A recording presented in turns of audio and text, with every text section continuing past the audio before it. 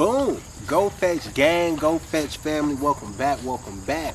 So today I was driving and I was thinking just about all the things that breeders have to do. You know, whether you a bully breeder, whether you a golden retriever breeder, it don't matter. A breeder is a breeder. The occupation is the occupation. And I decided I want to share with you 3 things that the average breeder does not want to share with you. You know, so this is specifically for people that want to get into breeding. This video is not to discourage anybody for breeding, but it just kind of gives you the insight as to what all entails into breeding. So, like I said, in this video, I want to give you 3 things that the average breeder would not tell you. And let's just get straight into it with number 1. First off, I'm feeding the puppies little bananas. This their first time trying bananas, so you know they don't know what the hell this is, but the big ones do. Come here, Dow. Dallas love her some bananas. Dow, you like banana? You want a nana? You want a... Okay, I guess Dallas don't like it, but her brother obviously do. So let's start off with number 1. The number 1 thing that most breeders don't tell you is that all dogs don't like each other. Simple as that. Dogs are like people.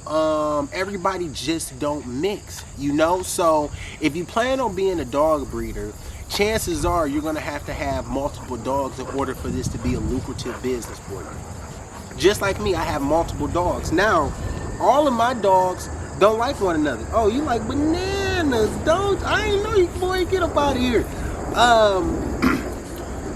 If you want to be a breeder, you're going to have multiple dogs for it to make financial sense. And like I said, all dogs don't like one another, you know? So you have to know the personality of your dogs, you know? Even with the dogs that I have here, all of them don't like each other. You know, now they tolerate each other because I'm the alpha male, I'm the pack leader, and nothing crazy is going to happen if I'm around. However, things can and will get out of hand sometimes. And I've had this conversation with several breeders as well, because when I first went through it with dogs growling with one another, dogs starting to actually get into little tussles with one another, it was a brand new thing for me because I didn't think that dogs, especially the ones that live with one another, will get into it with one another. So typically the only issues that I've really ever had was with my male dogs. Now my program is based on you know, breeding stock females, so that's pretty much I have a lot of females. Oh, look at this little puppy. You like it? You like it, mama? Most of my program is based around breeding stock females, and I have a few males as well. The females I really don't have an issue with. The females are pretty easygoing, and little to no issues. The only issues I ever really have with females is when they get a little too rowdy, you know, and especially with the bully type of breed, you know, they are, what's the best word to describe it? They are, I don't want to say territorial, but they are dominant dogs. You know what I'm saying? So, so they're always trying to, you know, dominate one another. You know what I'm saying? They're always trying to enforce their bravado. I can't think of the word right now, but they will test each other. You know what I'm saying? But I really don't have that much female issue with the females or whatnot. It's mostly the males. And it's typically when a female is in heat. Now my boy Big Red, that's the oldest male I have. Big Red is about 5 years old right now. And I've had issues with Big Red and my other XL bully, Max. Now, it wasn't an issue until Max got old enough to actually start breeding. And when a female get into heat, Max will try to breed and Big Red to be by the female, and you know, a big explosion happens. So that's pretty much the main thing. All dogs just simply don't like each other. So you have to monitor them, especially if the ones that don't like each other are out. You know what I'm saying? There needs to be a dominant presence that will handle the situation and, assert dominance on, an even bigger level than the canine level. So, the second thing I also want to mention is you don't always get the price that you feel your product is worth. Um, everybody think they have the golden product, and rightfully so. If you're doing things legitly, if you're doing things correctly, if you actually breeding to make a better dog instead of just color or just following the hype, you're going to naturally think that you have a $20,000 dog, but the main issue is convincing other people that you have the $20,000 dog, because if you think you have a $20,000 dog, and somebody simply may not think that this dog is worth that much, and you have to be willing to compromise, just with any business, compromise, negotiate, things of that nature. So you got to understand, don't let any breeder just tell you anything, because everybody is not getting the price they want from selling dogs or stud fees. Individual may think that this dog stud fee should be $5,000. However, if this dog doesn't have the titles, or if he's not a grand champion, or if he's simply not that, the dude might get offered $1,500. So you got to be able to be honest with yourself. You got to be able to work with people, and at the end of the day, it's not all about money, because I know people that would treat dogs horribly, but they have money.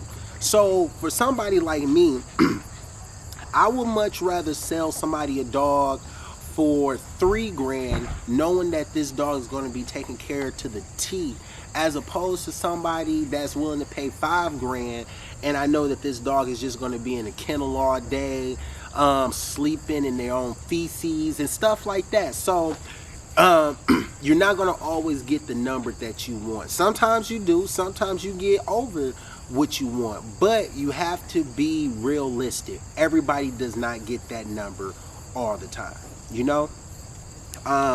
last but not least, the last thing when it comes to things that breeders not going to necessarily tell you is, right now the market is overly saturated. I like to say that the PUA people, the people that did the scamming back in 2020 during the midst of the pandemic, a lot of those people seen how much breeders was getting paid for bullies and Frenchies and dogs of the bull nature, and what they did was they bought their dog and they waited 2 years. Right now it's 2022, and now their dog is able to breed, they're able to mate, and that's exactly what they did. So right now there's a lot of people that's in the dog breeding business that has no business being in the business, because they're not in it to make the breed better, they're in it just to make money. And with that being the case, the price has went down drastically.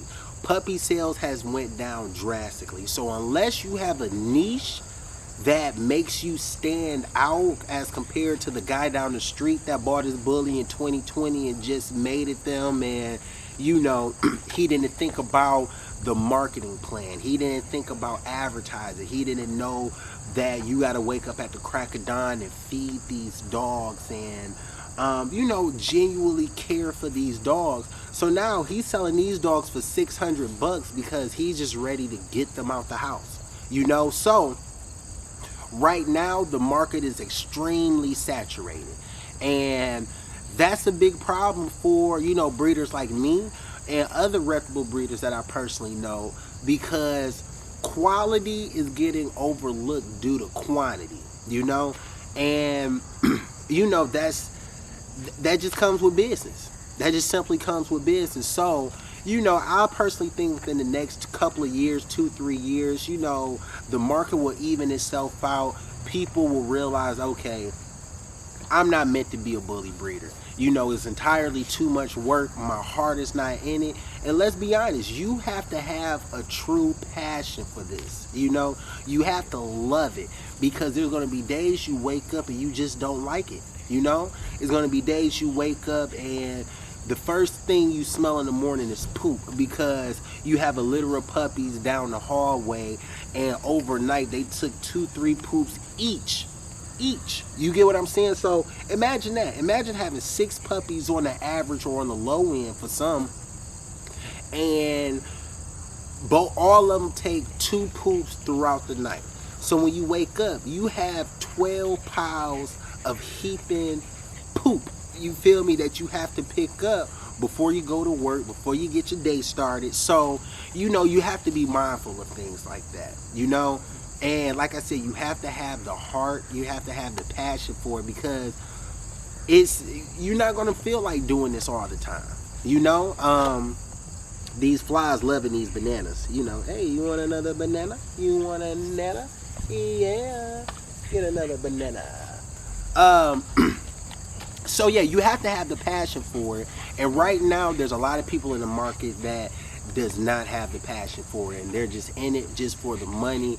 And those people are going to be fly-by-nights, you know, short-lived, not in it for the long haul.